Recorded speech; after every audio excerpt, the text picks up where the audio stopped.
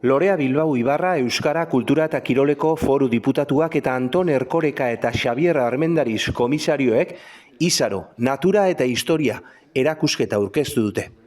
Erakusketa Bermeoko Arrantzalen Museoan duzue ikusgai eta 6 hilabetez egongo da bertan. Aurten, Izaro uharteko Frantziskotarren komentuaren sorreraren 600. urteurrena betetzen da.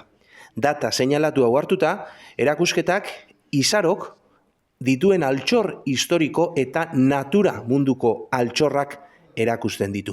Erakusketa honetan, Izaron kokatua zegoen Frantziskotarren komentuko pieza artistiko garrantzitsuak daude ikusgai. 300 urtetan bertan izandako harribitxiak. Izan ere, irla honek denetarik jasan izan zuen. Besteak beste, kortzarioek erasotua izan zen eta Gaztelako errege-erreginek ere bisitatu zuten. Bertako Frantziskotarrek 1719. urtean utzi zuten uhartea eta foruko komentura joan ziren. Gainera, esan bezala alderdi historiko eta kulturalaz haratago, irlaren paisaia eta natur ondarea ere azpimarratzen da. Ondare aberatsa benetan. Madalen eguneko ohiturare jasotzen da, nola ez, eta literaturan eta zineman Izarok izan duen oihartzuna. Bizkaiak baditu hainbat eta hainbat toki esanguratsu eta aparteko eta berezi, baina hemen inguru hontan badaukagu bat guztiz berezia dana, eta hori Izaro irla dugu. Mota ezberdinetako historiaz blaituta dagoena gainera, eta badituna baita be fauna, flora eta aparteko gauza bitxiak, altxor bat ala be esan daikegu, eta hori dana izango da erakusketa honetan, Izaro Natura eta Historia erakusketa barri honetan ikusgai izango duguna. Erakusketan irlak dituen alderdi desberdinak, danak esanguratsuak, dira aipatuko direnak, erakutziko direnak. Batetik, aipatuko da zelanez, 300 urtez bertan izan zen konbentuaren historia, baina horregaz batera baita be Izaro irlak literaturan, zein zineman izan dauan presentzia, edota pasadan astean ospatu duguzan Madalenak jai ospetzuen inguru giro hortan be informazioa emango da, eta zelanez naturaz be hitz egingo da. Izan be erakusketa honetan agerian jarriko den bitxietariko bat Izaro irlaren natura bera izango da.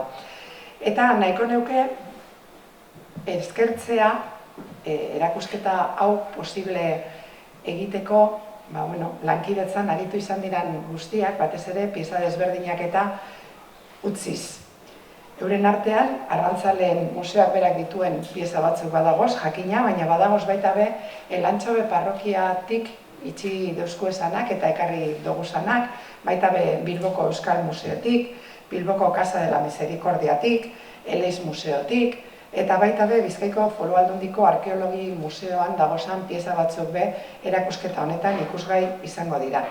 Era berean, aipagarria da nire eretzian, Frantziskotarren Izaro uharteko irlako Frantziskotarren komentuko piezak eta pinturak berreskuratzeko eta zaharberritzeko Bizkaiko Foru Aldunditik egin izan den lana. Eta baita be, Elantxobe parrokiako orratzean daukaguzan santuak restauratzeko egin izan diren lanak.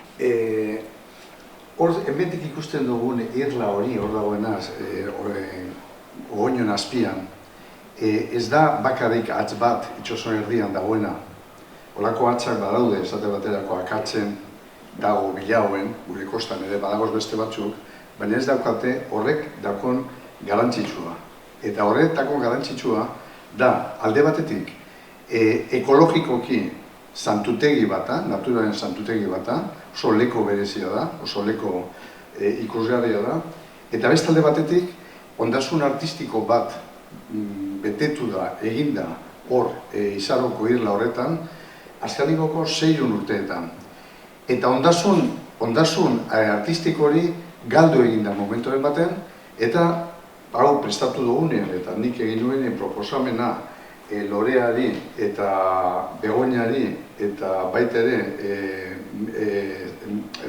Asier Madarietari egin nuen pentsaten ez dugula lortuko hemen daukagun piezak ikustea hemen Bermeon, berriz, esate baterako inoiz nuen pentsatuko Virginia Humiegas Izarokoa hor dagoena eta Madalenaren kuadro hor alboen dagoena, biek batungo dozunik eta egongo dozunik momentu baten hemen.